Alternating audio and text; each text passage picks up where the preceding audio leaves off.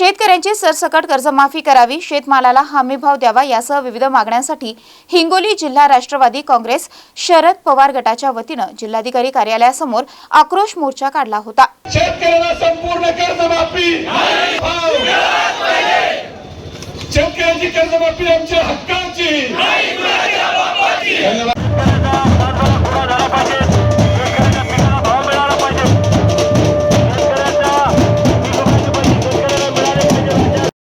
या आक्रोश मोर्चाची सुरुवात छत्रपती शिवाजी महाराजांच्या पुतळ्याला अभिवादन करत शहरातील मुख्य मार्गावरून या आक्रोश मोर्चा रॅलीची सुरुवात करण्यात आली।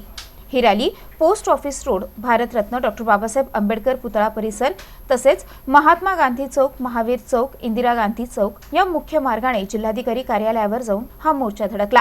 एकतर शेतकऱ्यांचा आक्रोश किती मोठ्या प्रमाणात आहे ते आपण बघितलं, म्हणून आमचे अनिल पतंगे आणि त्यांच्या सहकार्यांनी शेतकऱ्याच्या मागण्यासाठी या गेंड्याच्या कातडी पांघरलेल्या सरकारला जाग यावी म्हणून राष्ट्रवादी काँग्रेस पक्ष शरदचंद्रजी पवार हिंगोली विधानसभेच्या वतीनं हा मोर्चा काढण्यात आला।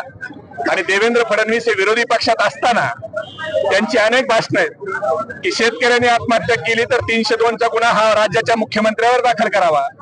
मग आता देवेंद्र फडणवीस हे राज्याचे उपमुख्यमंत्री आणि या राज्याला चालवणारा रिमोट कंट्रोल ते स्वतःला समजवतात, तर देवेंद्र फडणवीसांनी आता उत्तर द्यावं की मागच्या 570 दिवसात तुमचं गद्दार सरकार आल्यापासून 3900 शेतकऱ्यांनी आत्महत्या केल्यात। देवेंद्र फडणवीसांनी आता उत्तर द्यावं, गुन्हा कुणावर दाखल करायचा। देवेंद्र फडणवीस, एकनाथ शिंदे का अजित पवार, 302 चा गुन्हा यांच्यावर दाखल झाला पाहिजे। त्यावेळेला 302 चा गुन्हा दाखल करा एका शेतकऱ्याला, तर 3900 शेतकरी मेलेत ना, मग गुन्हे कुणावर दाखल करायचे याचं उत्तर दिलं पाहिजे आता सरकारनं। तुम्ही उद्योगपत्याला 96 उद्योगपत्याला 35 लाखाची कर्जमाफी करता देशातल्या, मग देशातल्या शेतकऱ्याला कर्जमाफी करायला तुमच्याकडे 1 लाख कोटी नाही, म्हणजे जो शेतकरी पिकवतो त्या शेतकऱ्यासाठी आपण काढला पाहिजे म्हणून हा आक्रोश मोर्चा शेतकऱ्यासाठी या ठिकाणी काढण्यात आला। आपण बघताय की मागच्या 5 वर्षापासून या शेतकऱ्यांसाठी जे आहे ते काही कुठलं मोठा भूमिका घेण्यात आलेली नाही।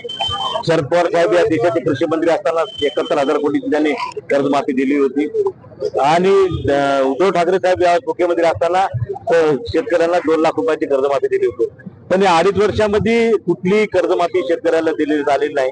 अनेक शेतकरी आत्महत्या करत आहेत, अनेक शेतकऱ्यांच्या जे आहे ते कर्जाचा डोक्यावर आहे, बँका नवजुनं करून कर्ज शेतकऱ्याला देत नाहीत आणि अशा परिस्थितीमध्ये शेतकऱ्याच्या आत्महत्येशिवाय त्यांना पर्याय राहत नाही म्हणून त्या ठिकाणी हा मोर्चा या ठिकाणी या सर्व मागण्यांसाठी काढला।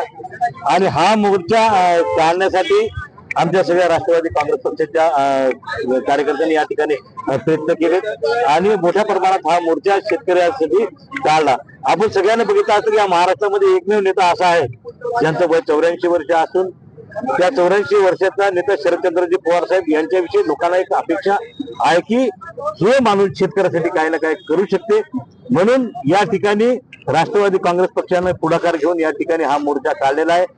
आणि या मोर्चाच्या मागण्यामध्ये आमच्या 10-12 जे मुद्दे आहेत की ज्याच्यामध्ये शेतकऱ्याला पीक विमा मिळाला पाहिजे, सोयाबीनला भाव वाढून मिळाला पाहिजे, कापसाला भाव मिळाला पाहिजे आणि शेतकऱ्यांच्या शेतीचं नुकसान वन प्राण्याच्या माध्यमातून जे होत आहे ते सगळं नुकसान यासाठी टाळण्यात यावं, अशा अनेक मागण्या यामध्ये मोर्चामध्ये आहे।